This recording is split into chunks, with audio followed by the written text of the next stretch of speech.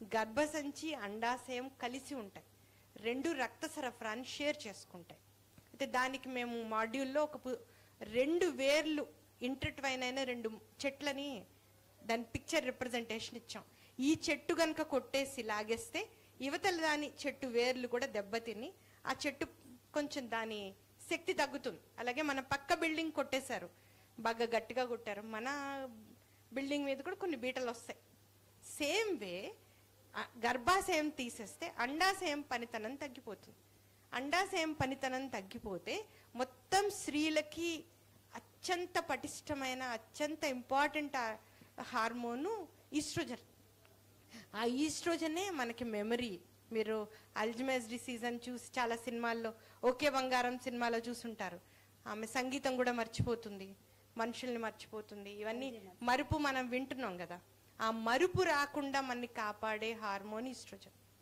Depression రాకుండా చాలా మంది చూడండి ఆడవాళ్ళలో, నేను చాలాసార్లు వాళ్ళకి క్లినిక్ వెళ్తే మావారంటారు, రోజు నీకు ఒక స్టోరీస్ వింటూ ఉంటావు, ఇంట్రెస్టింగ్ స్టోరీస్ అని. కాదు, వాళ్ళ వాళ్ళ రెసిలియన్స్ పవర్. స్త్రీలంటే అద్భుతమైన విషయం అండి.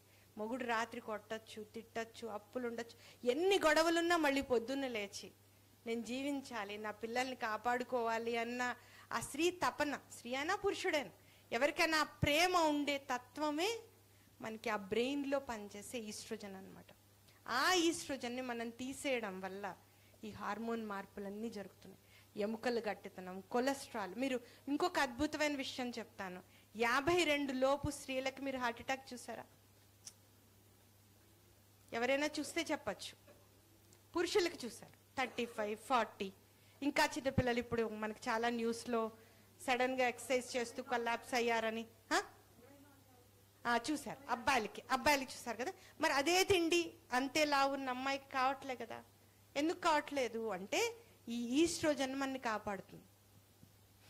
ఈస్ట్రోజన్ చేసే అద్భుతం అనమాట అది. అంటే హెల్దీ కొలెస్ట్రాల్ని పెంచి రక్తనాళాల్లో ఉండే ఎలాస్టిసిటీని పెంచుతుంది అనమాట. రక్తనాళాల సంకోచ వ్యాకోచాలని నిబంధించి చాలా చక్కగా అన్హెల్దీ కొలెస్ట్రాల్ని అదే తగ్గిస్తుంది. మన మందులు అవసరంలే, మన ఈస్ట్రోజనే మనకు మందులాగా పనిచేస్తుంది. So memory, depression and anxiety లేకుండా ఉండడం, ఎన్ని కష్టాలున్నా అదే కష్టం పురుషుడికి ఉంటే పురుషుడు రియాక్ట్ అయ్యే విధానం వేరు, స్త్రీ వేరు. ఎందుకు? ఆ స్త్రీత్వం ఎక్కడుంది అంటే ఈస్ట్రోజన్లో ఉంది. ఆ ఈస్ట్రోజన్ను అండాశయంలో తయారవుతుంది. ఆ అండాశయము గర్భాశయము కలిపి ఉంటాయి. సో గర్భాశయాన్ని కనుక మనం తీసేసినప్పుడు గర్భాశయంలో ఉండే రక్త సరఫరాని కట్ చేస్తాం, పెద్ద క్లాంప్ వేస్తాం అనమాట. అది ఇంత రక్తనాళం ఉంటుంది. సో అది జుడవా కింద అంటే ఒక వలయంలాగా ఏర్పడి అండాశయ ధమనితో కలిసి ఉంటుంది. సో ఎప్పుడైతే గర్భాశయ ధమనిని మనం కట్ చేస్తామో అండాశయానికి వెళ్ళే రక్త సరఫరా కొంత తగ్గిపోతుంది.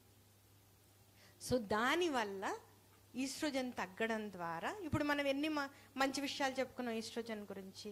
బ్రెయిన్కి చాలా బాగా పనిచేస్తుంది, గుండెకి బాగా పనిచేస్తుంది, 52 సంవత్సరాల లోపు హార్ట్ అటాక్ రాకుండా కాపాడుతుంది, ఎముకల గట్టితనాన్ని మెరుగుపరుస్తుంది.